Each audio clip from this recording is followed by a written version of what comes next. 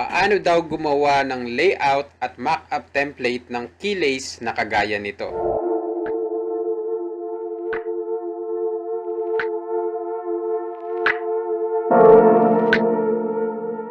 So welcome back mga katipid tech. For today's video, tuturo ko sa inyo kung paano gumawa ng layout at mock-up template ng keyless, of course gamit ang Photoshop. Kung bago ka lang sa aking YouTube channel, please make sure to subscribe at i-hit mo ang notification bell para makareceive ka pa ng mga video na kagaya nito.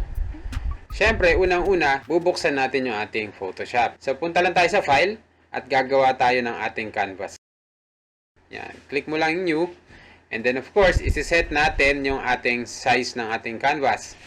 Ang ginagamit ko for keyless is 9.5 inches para sa width at 0.75 inch para naman sa ating height. Yung 0.75 inch guys, ito ay yung katumbas ng 3/4 inch sa ating mga lanyard. Ito yung madalas na ginagamit kong size for our keyless. Gaya niya na nakikita niyo sa picture. So, syempre, isi-set natin yung resolution pa rin sa 300 at yung color mode, pwedeng RGB or CMYK. So, in this case, gagamit ako ng RGB color. And then, click nyo lang yung create. So, yan, meron na tayong canvas. Sunod naman natin gagawin ay lalagyan natin ng guide or ruler para hindi tayo malito kung saan natin ilalagay yung ating mga design. So, kung hindi mo nakikita itong ruler, punta ka lang dito sa view at i-check mo lang itong ruler. Para naman makita nyo yung guide na ating ilalagay, etong hinila ko dito sa gilid, punta ka lang ulit sa view at make sure na naka-check itong extras. So dito sa left side, ang ilalagay natin ay 1 inch. Sa kabilang side naman ay 1.5 inch. 9.5 minus 1.5 is 8. Yan, 8 inches. So bakit ko ba nilagyan ng border? Kasi syempre, yung left side natin, dito natin yung bubutasan, yung ilalagay yung button lock natin. Ayan, kung kagaya niya na nakikita nyo sa picture o dyan sa mock-up. And then dito naman sa may right side, ito naman yung may fold natin na part. At syempre, isinama ko na dyan yung 1 inch na allowance natin para din dun sa bubutasan. And then meron na tayo ngayon netong gitna. So ngayon, kukunin naman natin yung center nito mula dito sa left side at right side. So click lang natin itong marquee rectangular tool. Yan. And then, select ka dito sa may ating nilagay na guide. Left click mo lang, hold.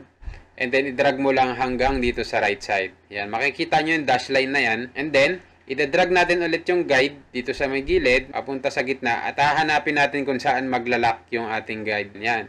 So, in this case, dito siya naglock sa 4.5 inch. So, pindutin nyo lang ulit yung Control D para mawala naman yung selected ng ating marquee tool. Meron na tayong canvas at meron na tayong guide. At pwede na tayong maglagay ng ating mga design. So, unang-una kong gagawin, of course, maglalagay tayo ng ating background color. And then, nilagyan ko lang siya ng kulay. Tapos, maglalagay naman ako ngayon ng text.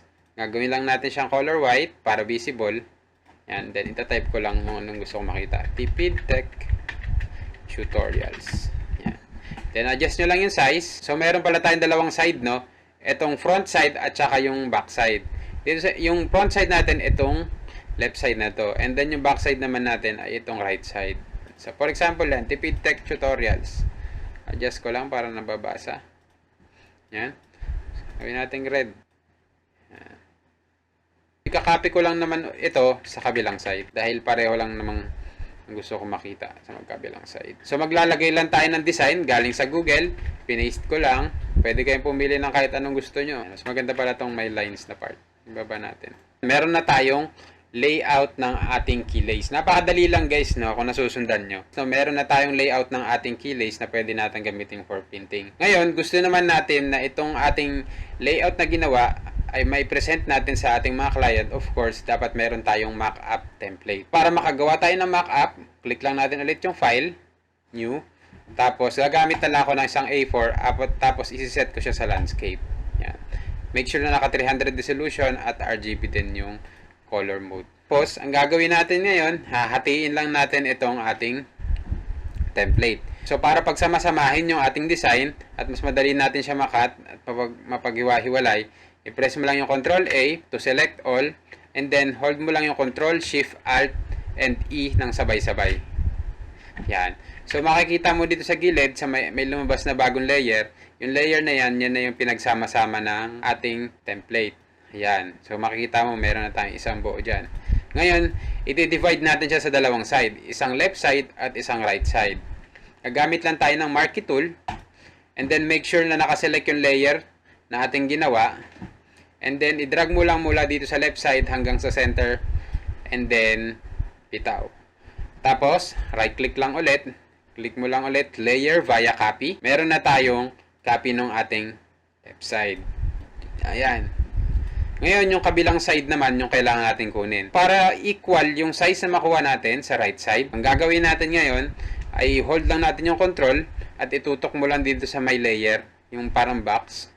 Yan, kung makikita mo meron dash na box na lumitaw, and then i-click mo lang yan, left click. Yan, so lalabas na rito yung sinelect natin ng marquee tool. Tapos, click mo lang ulit dito sa marquee tool, make sure na nakaklik ka dyan at hindi sa move, and then ida-drag lang natin ito papunta naman dito sa my right side.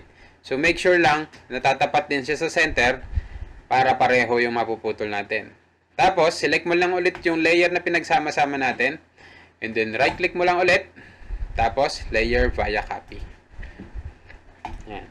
So, itadrag naman natin ito papunta, itong right side na template natin papunta rito. Ngayon, lalagyan na lang natin siya ng carabiner at saka yung bilog. So, yan guys, kumuha lang ako nito sa Google. Yan, madami to sa Google. I-search nyo lang carabiner. Yan, lalabas yan. Then, ilalagay ko siya dito, sa part na to. So, unti-unti nyo na bang nabivisualize yung magiging itsura ng ating template.